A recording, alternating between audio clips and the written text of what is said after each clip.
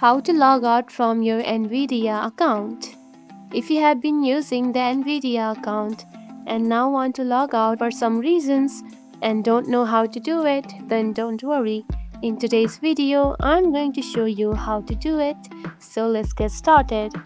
First of all, open the web browser that you use, just like this.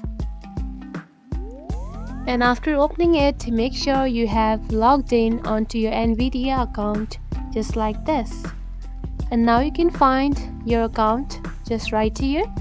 Now to log out from this account, tap onto account just right here at the top. Now select it. Then here you can find the sign out option just right here. Now simply tap on it. Now wait for a few seconds and you can see you have successfully logged out. Now it is also asking, would you like to log out of your other connected apps? And if you have connected, you can simply tap on to log out, just like this. Now you can see you have been logged out from your Nvidia account. And that's it. This is how you can log out from the account of the Nvidia.